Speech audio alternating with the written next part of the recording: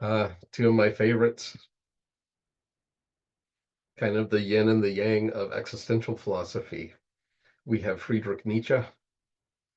He had incredible philosophical depth with intense emotional highs and lows. In books like Thus Spoke Zarathustra, he reflected on the search for meaning and purpose in life, and he struggled mightily. He he couldn't shut his thoughts off, and in order to deal with that, he would take powerful narcotics. He would self-medicate, but then the narcotics would upset his stomach and give him all sorts of medical issues, which then looped back into his mind and his despair and his depression. And so he was just kind of caught in this loop of productivity, overdoing it, self-medicating, pain, despair, depression, and then he would pull himself out of it, go through this cycle and loop, etc. Soren Kierkegaard, he's like the Christian version of existential philosophy, where I would call Nietzsche the Antichrist version. If you remember, Nietzsche is the guy who said God is dead, and I believe he meant by that is, for all intents and purposes, we have killed God as a concept, as a species. Um, and at least the way we treat God or relate to him in Europe at the time he was writing. Kierkegaard was a Christian existentialist, but even so, with his deep philosophical and theological writings, it would put him into deep introspection and melancholy, especially when you begin to be introspective and examine your own life and your own shortcomings. And remember, has part to do with this perfectionistic tendencies of the melancholy temperament. They can be incredibly critical and judgmental of others, but it's important to remember, and that can make them hard to be around because they do, in their mind, they just have such a high standard of what they're looking for and shooting for. But they also turn this perfectionist eye within and judge themselves with that as well. And so they can't live up to their own standards or other people's standards. And so, like, it's a double bind for these perfectionistic type personalities.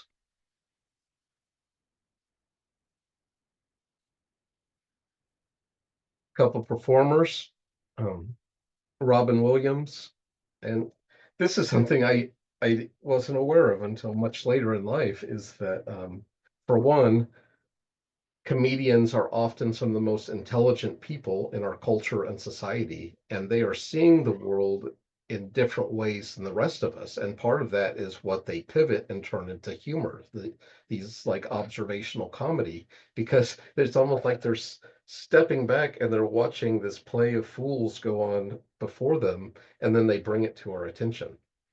And so, even though Robin Williams made many people laugh, he had this incredible, gregarious, outgoing personality. He could light up a room or an audience. And yet, in his private and personal life, he suffered with great depression and despair. And so it's kind of like, what would you call it, like the crying clown sort of scenario, where you have these people that put all this energy and stuff to entertain and make other people feel good, and yet they're not able to bring that necessarily to their own self. Kurt Cobain, musician, he expressed emotional depth and introspection through his music with Nirvana. His creative highs, however, were counterbalanced by his struggles with depression. And as you as you know, both of these men ended up taking their own lives um, because of the weight of their pain and internal suffering.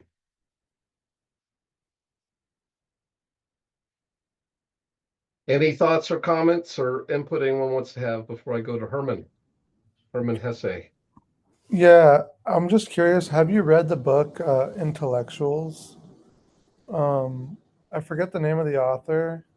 You can probably find it. Oh, I think it's Paul Johnson, where he Yep. basically looks at like all these, I guess, like intellectuals, like I believe Nietzsche and Darwin and Rousseau, and Marx, and he just basically investigates like their philosophy versus like the style of life that they lived, and Uh, how they were like so like the opposite, and how really they were like terrible people.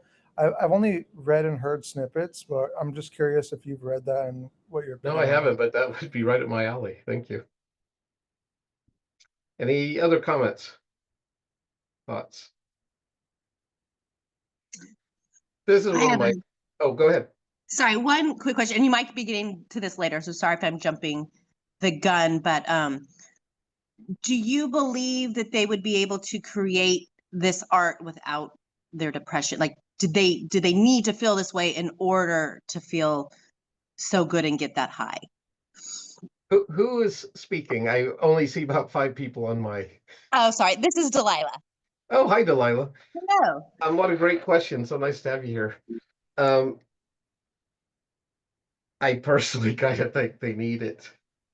Mm-hmm. They need the depths in order to get to those heights. And I could be wrong here, but I think there's something about them having so much introspective downtime that allows them, and that focus we talked about, that like laser focus, which by others could seem like obsessive or compulsive. And I don't necessarily mean these in clinical terms, of course, but they're things that don't seem healthy necessarily from the outside.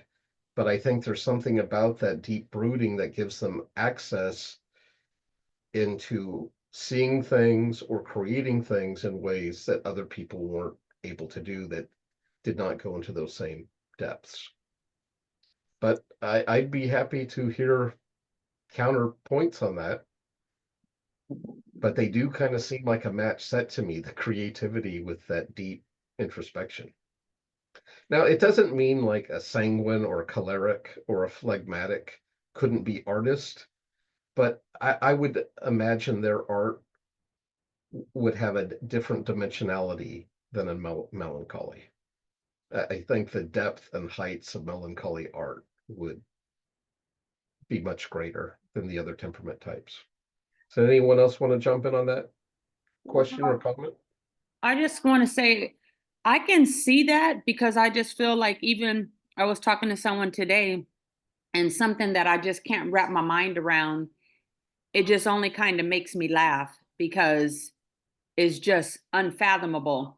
So I just think with that depth, the deeper you can go, the more you can kind of see what would contrast that, like what would be the opposite of that. So I think it's kind of like a yin and a yang, something so preposterous would only be like I see a lot of things like in metaphors, so something so bad to contrast that, it would have to be something that would match that depth just in the opposite. So I could see how that could be like how it could feed that creativity. Yes. All right. Okay, let's talk about Herman for a few.